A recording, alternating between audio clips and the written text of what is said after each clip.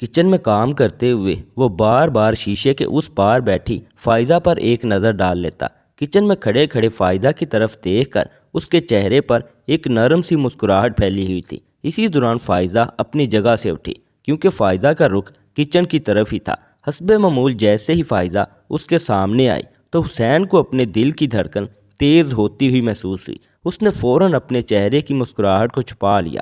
دل میں چور بھی تھا اور وہ ڈر رہا تھا کہ کہیں سامنے والا اس چور کو پکڑ نہ لے، کہیں سامنے والا اس کے چہرے کے تاثرات سے اس کی دلی کیفیت کا اندازہ نہ لگا لے۔ لہٰذا اپنے اندر کی کیفیت کو چھپانے کے لیے بے اختیار حسین نے اپنا رخ دوسری طرف پھیر لیا۔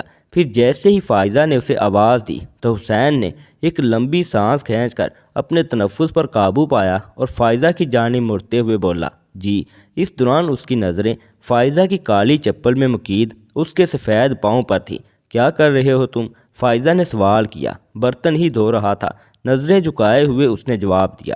اتنی دیر کیوں لگاتے ہو؟ 4 برتن تھے اور تم کب سے کچن میں گھسے ہوئے ہو؟ وہ فائزہ کو کیا بتاتا کہ وہ برتن کم دھو رہا تھا اور فائزہ کو زیادہ دیکھ رہا تھا۔ یہ بات اس نے اپنے دل میں دہرائی، کیونکہ یہ بات زبان تک لانے کے لیے بہت زیادہ ہمت درکار تھی، اور یہ ہمت ابھی وہ اپنے اندر جمع نہیں کر پا رہا تھا۔ فائزہ نے نارمل سے لہجے میں اس سے کہا اور پھر فریج کھول کر دوپہر کے کھانے کے لیے جائزہ لینے لگی۔ حسین فائزہ کے سوال کا جواب دیے بنا دوبارہ سے برتن دھونے میں مصروف ہو چکا تھا۔ فائزہ فریج سے سبزی، چھری اور کٹنگ بورڈ اٹھا کر واپس ٹی وی لونج میں چلی گئی تھی۔ اس نے ٹی وی پر اپنی پسندیدہ سیریز لگا لی تھی اور اب وہ ٹی وی دیکھتے ہوئے سبزی بنانے میں مصروف تھی۔ کچن میں کھڑے حسین کے برتن تو ختم ہو چکے تھے، مگر وہ اب بھی وہیں کھڑا تھا اور حسب معمول کچن میں موجود شیشے کی دیوار سے فائزہ کو دیکھنے میں مصروف تھا۔ فائزہ کی طرف دیکھتے ہوئے اس کے چہرے پر ہلکی سی مسکراہٹ پھیلی ہوئی تھی۔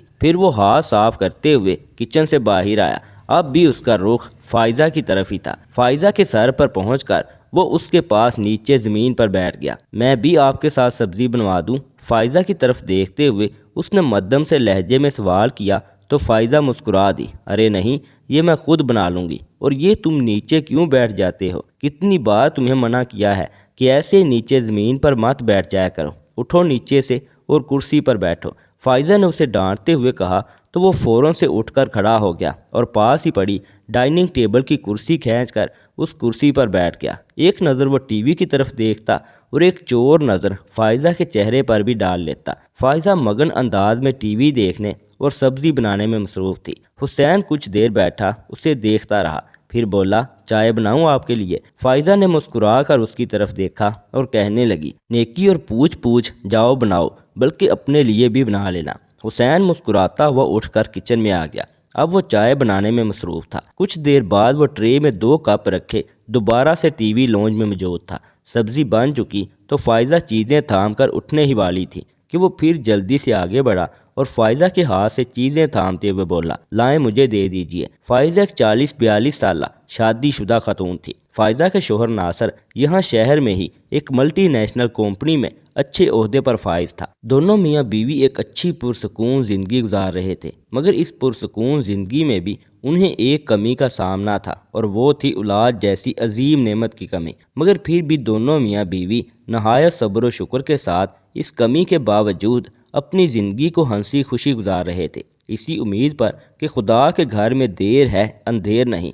اگر ان کی قسمت میں اولاد کی نعمت ہوئی تو خدا انہیں ضرور نواز دے گا۔ حسین ایک 15-16 سالہ لڑکا تھا اور فائزہ کے شوہر ناصر کو چند دن پہلے سڑک کنارے روتے ہوئے ملا تھا۔ ناصر باپ نہیں تھا، مگر اس طرح اس لڑکے کو روتے ہوئے دیکھ کر اس کا دل پگھلا۔ اس نے فوراً گاڑی روکی اور جیب میں ہاتھ ڈال کر چند پیسے نکال کر لڑکے کی طرف بڑھا دیے، یہ سوچتے ہوئے کہ شاید اسے پیسوں کی ضرورت ہوگی یا شاید وہ بھوکا ہوگا تو کھانا خرید لے گا۔ مگر لڑکے نے نفی میں سر ہلاتے ہوئے پیسے لینے سے انکار کر دیا۔ یہ دیکھ کر ناصر حیران رہ گیا۔ کچھ سوچتے ہوئے وہ گاڑی سے باہر نکل آیا، لڑکے کے کندھے پر ہاتھ رکھتے ہوئے پیار سے پوچھنے لگا، کیا بات ہے بیٹا، کیوں رو رہے ہو؟ جواب میں حسین نے کہا، مجھے اس طرح رقم نہیں چاہیے، کیونکہ اس طرح رقم لینا مجھے اچھا نہیں لگتا۔ مجھے کام کی تلاش ہے، کیا آپ مجھے کوئی کام دلوا دیں گے؟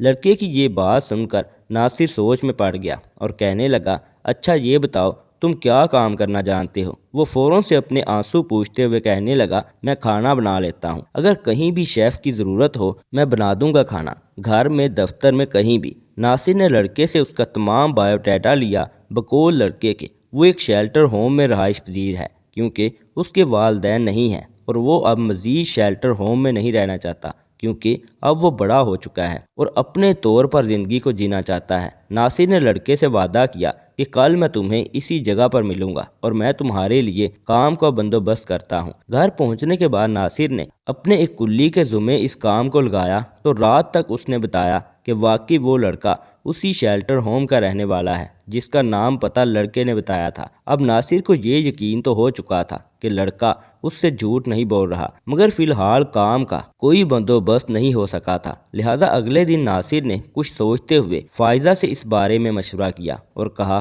کہ چند مہینوں کے لیے ایسا کرتے ہیں کہ اس لڑکے کو اپنے گھر میں رکھ لیتے ہیں، تمہارے ساتھ کچن میں مدد کروا دیا کرے گا جب تک اس کے کسی اور کام کا بندوبست نہیں ہو جاتا۔ اس طرح حسین فائزہ اور ناصر کے گھر پر رہنے لگا، مگر وہ دونوں ابھی تک اس بات سے بے خبر تھے کہ حسین کے دل و دماغ میں آخر چل کیا رہا ہے۔ وقت کا پہیہ گھومتا رہا اور دن پر دن گزرتے رہے۔ حسین اب بہت مطمئن تھا، پہلے جیسی فکر اور پریشانی اس کے چہرے پر اب نظر نہیں آتی تھی، یوں محسوس ہوتا تھا جیسے اب وہ اپنی زندگی سے بہت خوش ہے۔ یوں ہی ایک دن حسین کچن میں کھانا بنا رہا تھا جب فائزہ کچن میں داخل ہوئی۔ اس نے ریک سے گلاس اٹھایا اور ڈسپینسر سے پانی ڈالنے لگی۔ فائزہ گلاس کو پکڑ کر پانی بھرنے کی بجائے وہاں رکھ کر پانی ڈال رہی تھی، پھر جیسے ہی گلاس آدھا پانی کا بھرا وہ نیچے گر گیا۔ فائزہ جلدی سے نیچے بیٹھ گئی اور احتیاط سے کانچ کے ٹکڑوں کو اٹھانے لگی۔ اسے یہ کرتے دیکھ کر حسین جلدی سے آگے بڑھا اور فائزہ کا ہاتھ تھام لیا۔ رک جائیں، آپ رہنے دیں، میں اٹھاتا ہوں یہ کانچ۔ فائزہ نے حیرانگی سے حسین کی طرف دیکھا کیونکہ اس نے اب تک فائزہ کا ہاتھ تھام رکھا تھا۔ فائزہ کو اپنی طرف یوں دیکھتا پا کر اسے احساس ہوا تو خجل سا ہو کر فوراً سے فائزہ کا ہاتھ چھوڑ دیا اور نظریں چراتے ہوئے کہنے لگا آپ باہر جائیے، یہ میں اٹھا لوں گا۔ فائزہ خاموشی سے کچن سے باہر نکل آئی، مگر آج اسے کچھ عجیب سا محسوس ہو رہا تھا، اسے حسین کا رویہ کھٹک رہا تھا۔ یوں اچانک سے حسین نے اس کا ہاتھ پکڑ لیا۔ آج پہلی بار فائزہ کو احساس ہوا کہ کہیں کوئی گڑبڑ تو نہیں ہے، کہیں کوئی ایسی بات تو نہیں ہے جو میری نظر سے پوشیدہ ہو، کہیں ہم نے حسین کو گھر میں رکھ کر غلطی تو نہیں کر لی، کہیں یہ ہمدردی کر کے ہمیں پچھتانا ہی نہ پڑ جائے، اور سب سے بڑی بات کہ کہیں یہ نیکی ہمارے گلے تو نہیں پڑنے والی۔ حسین کے اس رویے کے بعد فائزہ کے دل و دماغ میں بہت سے شکوک و شبہات نے سر اٹھا لیا تھا، گو کہ اس نے ابھی کسی بھی بات کا ذکر ناصر سے نہیں کیا تھا۔ وہ جانتی تھی کہ ہو سکتا ہے ناصر اس بات کو زیادہ ہی سیریس لے لے اور غصے میں کچھ کر نہ دے۔ خیر فائزہ نے اس دن یہ ارادہ کیا کہ اب وہ حسین پر نظر رکھے گی اور اس نے اس ارادے پر عمل بھی کیا۔ اب صورتحال یہ تھی کہ فائزہ اکثر چور نظری سے اچانک حسین پر نظر ڈالتی، جبکہ دوسری طرف سے حسین تو پہلے سے ہی فائزہ پر نظر رکھتا تھا۔ اب اکثر دونوں کی نظریں ٹکرانے لگی تھیں۔ جہاں فائزہ یہ سب دیکھ کر بے یقینی کا شکار ہو جاتی تھی، وہیں حسین شرمسار ہو جاتا تھا۔ اب جب فائزہ کو اس بات کا بخوبی اندازہ ہو چکا تھا کہ حسین کی نظر اکثر اس پر رہتی ہے تو وہ اب الجھن کا شکار رہنے لگی تھی۔ اب حسین اسے نہ بھی دیکھ رہا ہوتا تو بھی اسے یہی محسوس ہوتا کہ حسین کی نظریں اس پر جمی ہوئی ہیں، گو کہ اس کی نظر میں حسین 15-16 سال کا ایک لڑکا ہی تھا، مگر پھر بھی نہ جانے کیوں فائزہ اب اس سے خوف محسوس کرنے لگی تھی۔ وہ لڑکا جو کل تک اسے بچہ اور بے ذرہ سا محسوس ہوتا تھا، اب اس کی موجودگی فائزہ کو انکمفرٹیبل کر رہی تھی، مگر اب حسین کو بھی اس بات کا اچھی طرح سے اندازہ ہو چکا تھا کہ فائزہ اس کی حرکتیں نوٹ کر رہی ہے، لہٰذا حسین کچھ محتاط رہنے لگا تھا۔ نظر اس کی اب بھی فائزہ پر ہی ہوتی تھی، مگر اب وہ کافی محتاط انداز میں یہ حرکت سر انجام دیتا تھا، گو کہ حسین کو اس گھر میں کام کے لیے ہی لایا گیا تھا، مگر فائزہ یہ بات اچھے سے نوٹ کر رہی تھی کہ حسین اس کا ہر کام بھاگ بھاگ کر رہا تھا۔ اگر وہ کپڑے پریس کرتی تو وہ جلدی سے آ کر اس کے ہاتھ سے استری پکڑ لیتا، لائیے میں آپ کے کپڑے پریس کر دیتا ہوں۔ کچن کا ہر کام تو پہلے ہی اس نے اپنے ذمہ لے رکھا تھا، وہ بھاگ بھاگ کر فائزہ کے سارے کام کہنے سے پہلے ہی مکمل کر دیتا تھا۔ فائزہ کی ایک آواز پر وہ بوتل کے جن کی طرح حاضر ہو جاتا تھا، یوں محسوس ہوتا تھا جیسے وہ فائزہ کی توجہ اپنی جانب مبذول کرانا چاہتا ہے، اور یہ احساس فائزہ کو عجیب سی الجھن سے دوچار کر رہا تھا۔ دن پر دن گزرتے رہے، تقریباً 2 ہفتے اسی طرح گزر گئے۔ فائزہ حسین پر نظر رکھ رہی تھی اور حسین فائزہ پر۔ فائزہ بھی سوچ ہی رہی تھی کہ کیا اسے ناصر سے اس بات کا ذکر کرنا چاہیے، کیا اسے ناصر کو بتا دینا چاہیے کہ حسین کی حرکات کچھ مشکوک سی ہیں۔ پھر کچھ دیر اس معاملے پر سوچنے کے بعد فائزہ نے ارادہ کیا کہ اسے ناصر کو بتا دینا چاہیے۔ یہ نہ ہو کہ کل کو اسے اس بات پر پچھتانا پڑے کہ اس نے ناصر سے اس بات کا ذکر کیوں نہیں کیا۔ بہتر ہے کہ وہ اس الجھن کا ذکر ناصر سے کر ہی دے۔ اس سے پہلے کہ فائزہ ناصر سے اس بات کا ذکر کرتی، ایک عجیب و غریب سا واقعہ پیش آ گیا۔ اس روز اتوار کا دن تھا، ناصر کو کام سے چھٹی تھی، اس لیے وہ گھر پر ہی تھا اور لان میں بیٹھا چائے پیتے ہوئے اخبار کی شاہ سرخیوں پر نظر دوڑا رہا تھا۔ آج صبح سے ہی فائزہ کی طبیعت کچھ بہتر نہیں تھی، وہ سر درد کی شکایت کر رہی تھی۔ ناصر نے اسے ہدایت کی کہ وہ سر درد کی دوا لے اور کچھ دیر آرام کر لے، اگر اسے افاقہ نہ ہوا تو وہ شام کو فائزہ کو ڈاکٹر کے پاس لے چلے گا۔ اسی لیے فائزہ ناشتہ کرنے کے بعد دوا لے کر وہ ایک بار پھر سے اپنے کمرے میں جا کر لیٹ گئی تھی۔ ناصر نے چائے ختم کی، اخبار کا تہہ لگایا اور وہیں لون میں ٹیبل پر رکھنے کے بعد اس نے اپنے پاؤں میں چپل پہنی اور گھر کے اندر کی طرف بڑھنے لگا۔ اس کا ارادہ تھا کہ جا کر اپنے لیے کوئی لباس منتخب کرے گا، نہا دھو کر کچھ دیر کے لیے اپنے دوستوں کی طرف جائے گا۔ اس کا رخ اپنے بیڈ روم کی طرف تھا، مگر وہ بیڈ روم کی طرف بڑھتے ہوئے ٹھٹک کر رہ گیا۔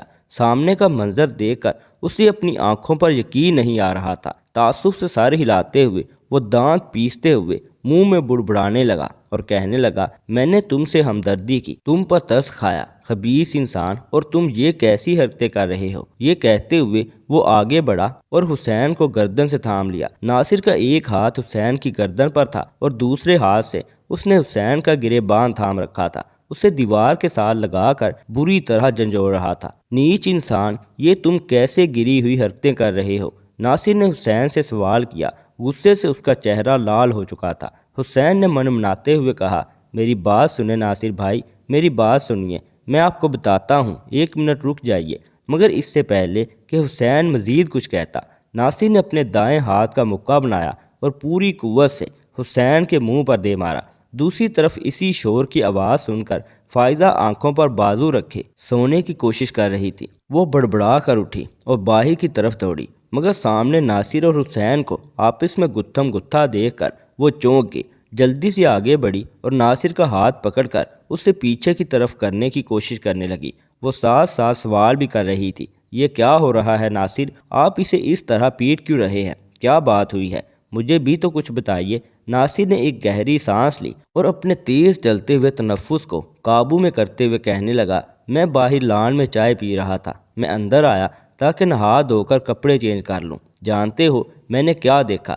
یہ بدتمیز انسان بیڈ روم کے دروازے میں کھڑا تمہیں دیکھ رہا تھا، اور وہ بھی بہت غور کے ساتھ۔ یہ بات سن کر فائزہ کے ماتھے پر بال پڑ گئے۔ اس نے حیرت سے حسین کی طرف دیکھا، مگر فائزہ منہ سے کچھ نہیں بولی، کیونکہ وہ تو یہ سب پہلے سے ہی جانتی تھی کہ حسین کی حرکتیں کچھ مشکوک سی ہیں۔ حسین کی آنکھوں میں آنسو تیر رہے تھے۔ اس نے اپنے ہاتھ کی پوچھ سے آنکھیں صاف کی اور ہکلاتے ہوئے کہنے لگا، فائزہ باجی، کچھ بھی کہنے سے پہلے میری بات سن لے۔ فائزہ باجی، یہ لفظ سن کر ناصر اور فائزہ نے حیرت سے ایک دوسرے کی طرف دیکھا اور پھر حسین کی طرف متوجہ ہوئے۔ حسین کہنے لگا، باجی میں ارحم ہوں، ارحم حسین ثنا کا بیٹا، اور میں کمرے میں اس لیے جھانک رہا تھا کہ فائزہ باجی کا سر درد کر رہا تھا۔ میں تو یہ دیکھ رہا تھا اگر وہ سو نہیں رہی تو ان سے پوچھ لوں کہ کیا میں ان کا سر دبا دوں۔ یہ سنتے ہی فائزہ کی آنکھیں پھٹی کی پھٹی رہ گئی۔ ارحم، فائزہ کی سرسراتی ہوئی آواز سنائی دی۔ ثنا فائزہ کی بچپن کی دوست تھی،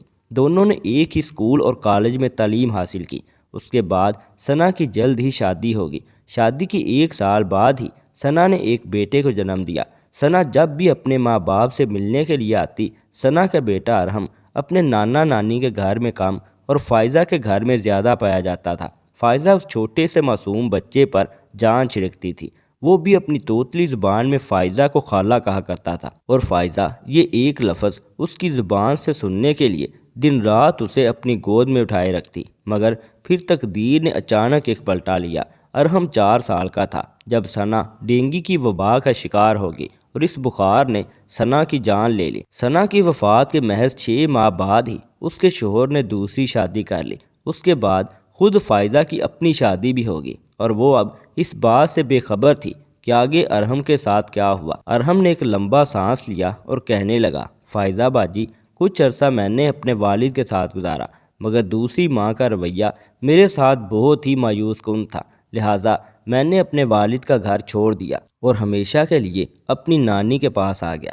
نانی بھی اکیلی تھی، انہوں نے اپنی بیٹی کی آخری نشانی کے لیے اپنی باہیں کھول دی، مگر بوڑھی نانی بھی زیادہ دیر تک میرا ساتھ نہ دے سکی اور محض 6 سال بعد ہی وہ بھی انتقال کر گئی۔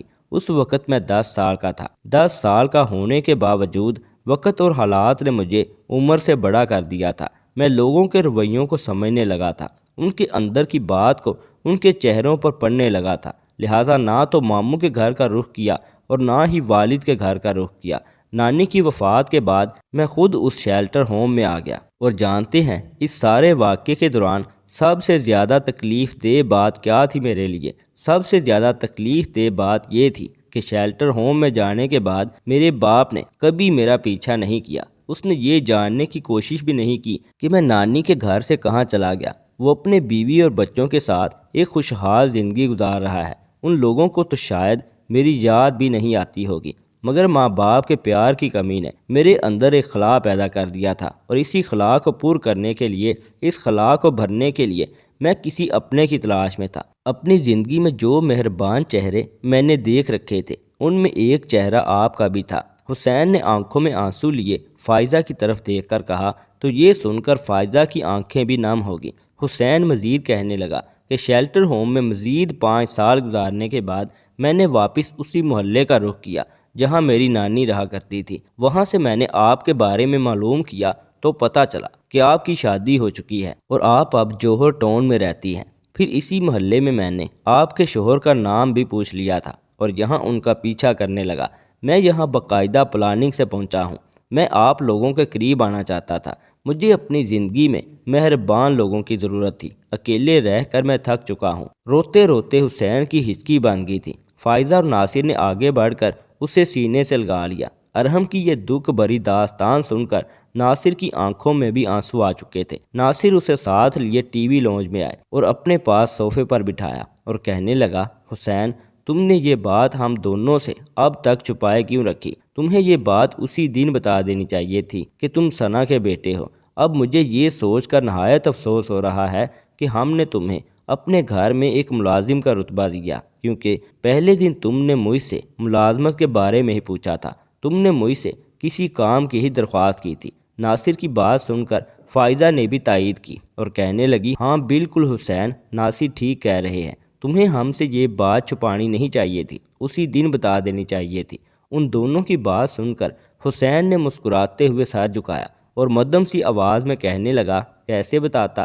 اس گھر میں آنے سے بہت پہلے سے میں اپنے اندر یہ ہمت جمع کرنے کی کوشش کر رہا ہوں کہ آپ لوگوں کو بتا دوں کہ میں ثنا کا بیٹا ہوں۔ مجھے امید تھی کہ صرف یہ ایک فقرہ سننے کے بعد کہ میں ثنا کا بیٹا ہوں، آپ لوگ مجھ پر اپنے گھر کے دروازے کھول دیں گے، مگر یقین جانیے میں یہ ہمت جمع ہی نہیں کر پا رہا تھا۔ میں نے آپ کو بتایا نا کہ اس اکیلے پن نے، ان حالات اور لوگوں کے رویوں نے مجھے ضرورت سے زیادہ حساس بنا دیا ہے۔ میں اب بھی یہی سوچ رہا تھا کہ کہیں آپ دونوں یہ نہ سمجھیں کہ میں مفت کا کھانا کھانے کے لیے آپ کے گھر چلا آیا ہوں۔ فائزہ اور ناصر نے حسین کی یہ بات سننے کے بعد تعصب سے سر ہلایا اور کہنے لگے، پاگل کہیں کا، ہم ایسا کیوں سوچیں گے، اور تم نے بہت اچھا کیا جو تم ہمارے پاس چلے آئے۔ اللہ تعالیٰ نے مجھے پلا پلایا اتنا بڑا بیٹا دے دیا، مجھے اور کیا چاہیے؟ فائزہ نے مسکراتے ہوئے حسین کی طرف دیکھا۔ فائزہ کی اس بات پر ٹی وی لانج میں ایک بلند قہقہ گونجا تھا۔ آج اس واقعے کو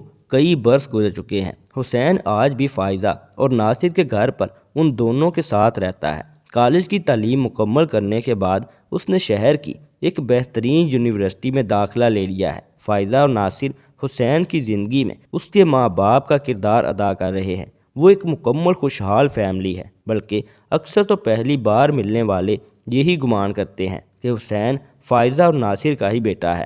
حسین اب بہت ہی مطمئن اور پرسکون ہے۔ اس کے اندر کا یہ اطمینان اس کے چہرے پر پھیلا ہوا دکھائی دیتا ہے، کیونکہ اس کی زندگی میں جو ایک خلا تھا وہ فائزہ اور ناصر نے پر کر دیا تھا۔ فائزہ اور ناصر کی اخلاق اور نرم رویے نے یہ ثابت کر دیا کہ واقعی رشتے صرف خون کے نہیں ہوتے، رشتے احساس کے بھی ہوتے ہیں۔ دوستو، اس ویڈیو سے متعلق کمنٹ سیکشن میں ہمیں اپنی قیمتی رائے سے ضرور آگاہ کیجیے گا، اور اگر ویڈیو اچھی لگے تو ویڈیو کو لائک کرنے کے ساتھ ساتھ مزید ایسی نئی ویڈیوز دیکھنے کے لیے اس چینل کو بھی ضرور سبسکرائب کر لیجیے گا۔ شکریہ۔